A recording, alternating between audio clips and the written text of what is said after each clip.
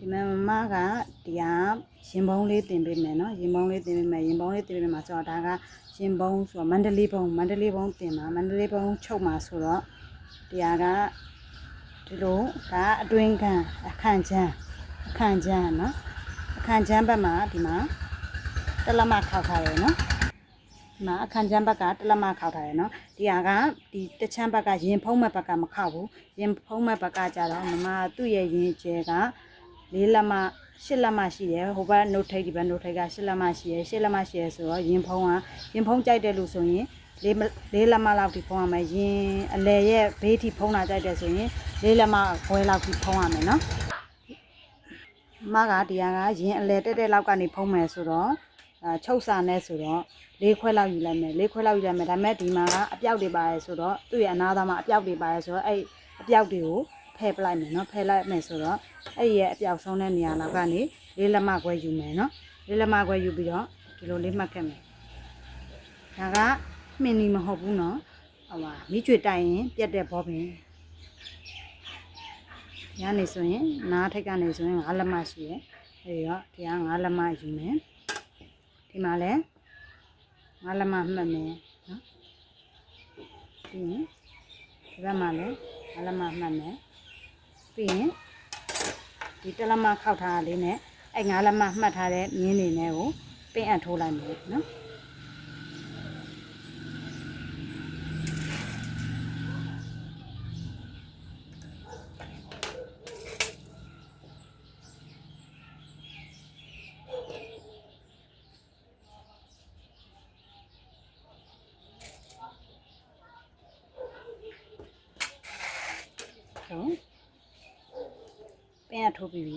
ပင့်ရထိုးပြီးပြီဆိုလို့ရှိရင်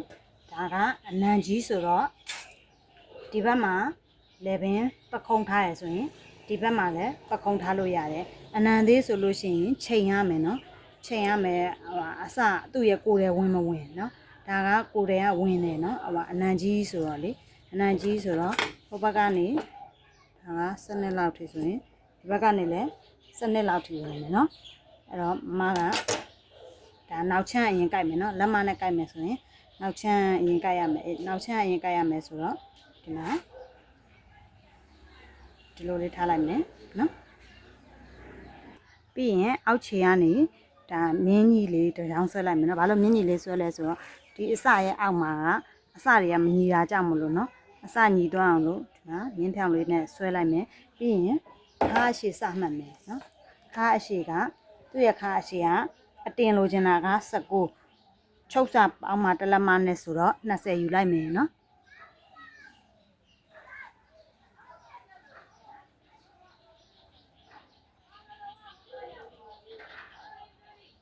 20ယူလိုက်မယ်ဒီဘက်နားလောက်ကနေလည်း20မှတ်မယ်နော်20မှတ်ပြီးရင်နာမတို့ကဒီဘက်မှာပခုံးထားမယ်ဆိုတော့ဒီဘက်မှာပခုံးဘလောက်လဲချိန်မယ်နော်သူ့ရဲ့ပခုံးက15လက်မဆိုတော့15လက်မကိုတဝက်ဝက်တော့15ကိုတဝက်ဝက်တော့ဒီမှာ15ကိုတဝက်ဝက်တော့ခွန်နဲ့မှ4စိတ်နော်ခွန်နဲ့4စိတ်မှန်တယ်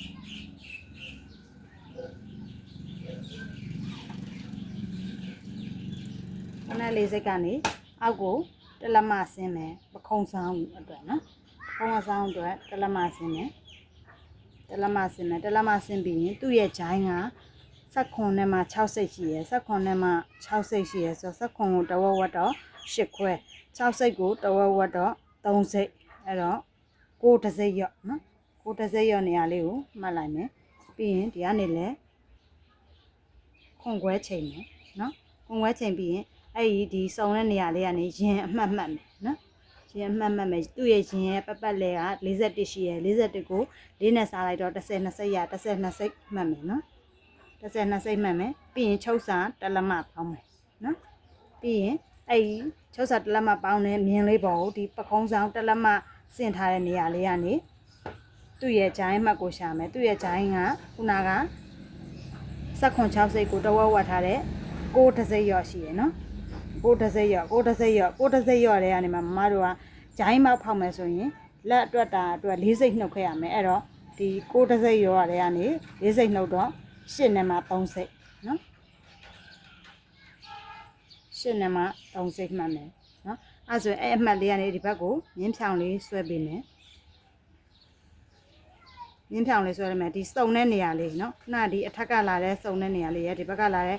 စုံတဲ့နေရာလေးရဲ့ဘယ်လောက်ရှိလဲမှတ်မယ်4တစ်စိတ်ရောရှိရဲ့အဲ့4တစ်စိတ်ရောလေးကိုဒီမှာအထက်ကိုပြန်မှတ်ပေးမယ်နော်အဲ့စုံတဲ့နေရာလေးကနေနော်4တစ်စိတ်ရောမှတ်ပေးမယ်နော်ပြီးရင်အဲ့ဒီ4တစ်စိတ်ရောထိတ်လေးနဲ့ဒီဘက်4တစ်စိတ်ရောထိတ်ကလေးနဲ့ကိုဘယ်လောက်ရှိလဲတိုင်းမယ်9ခွဲရှိရဲ့9ခွဲရှိရဲ့ဆိုတော့အဲ့9ခွဲကိုတော်ဝက်ပြန်ဝတ်တော့9တော်ဝက်တော့2ခွဲဟိုဘက်က4စိတ်ကိုတော်ဝက်တော့2စိတ်အကြတော့260နော်အဲ့260အဲ့260ကနေအောက်ဒီခုနစုံတဲ့နေရာလေးကိုပြန်သွားမယ်ပြန်သွားမယ်ဆိုတော့260နော်260ကိုတော်ဝက်တော့2ကိုတော်ဝက်တော့တလက်မှာ60ကိုတော်ဝက်တော့3စိတ်နော်အဲ့3စိတ်နေရာလေးကိုမှတ်မယ်အဲ့နေရာလေးကိုအဲ့ရောဒီခုနက4တစ်စိတ်ရောနေရာလေးရဲ့ဒီ2 3စိတ်လေးရဲ့ဒီ4တစ်စိတ်ရောနေရာလေးရဲ့ကို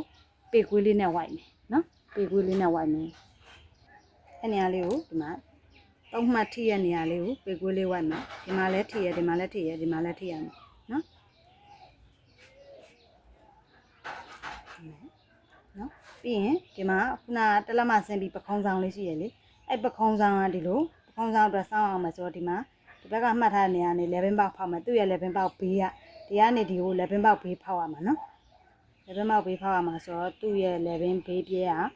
9လက်မရှိရဆိုတော့3ခွဲနော်9လက်မ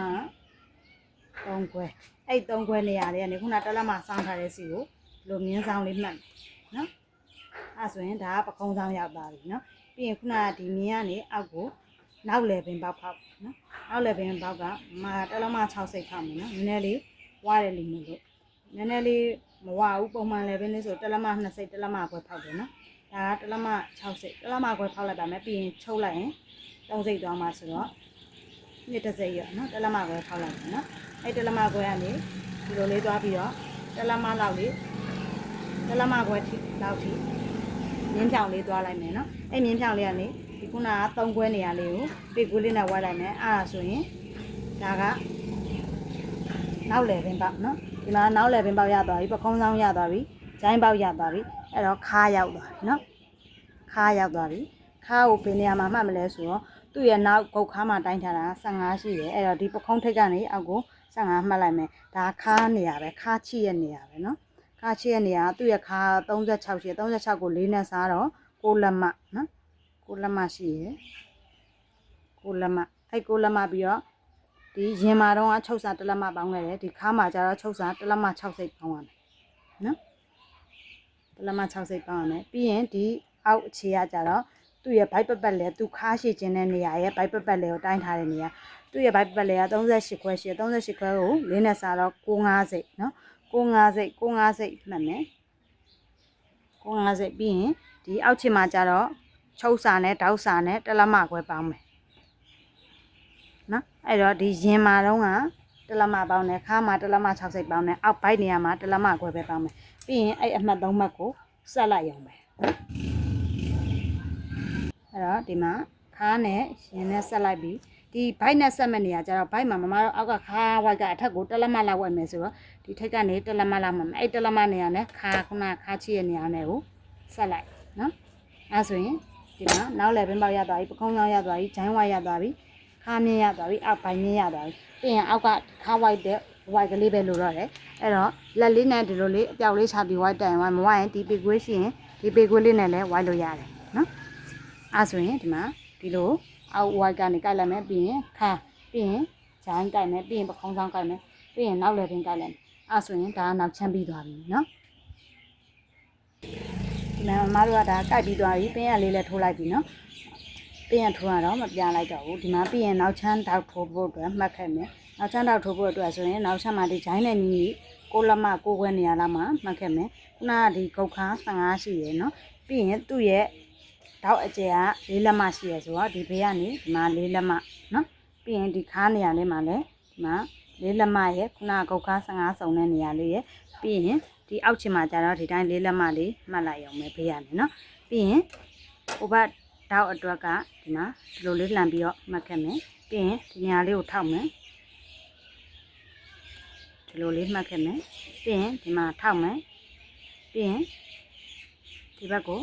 မှတ်ခဲ့မယ်နော်ပြီးရင်ဒီချမ်းလေးကဒါဟိုရှေ့ချမ်းမှာတွားပြီးတော့ထပ်ကြိုက်ဖို့ပဲကျန်တော့တယ်နော်ဒါနောက်ချမ်းလေးပြီးပြီ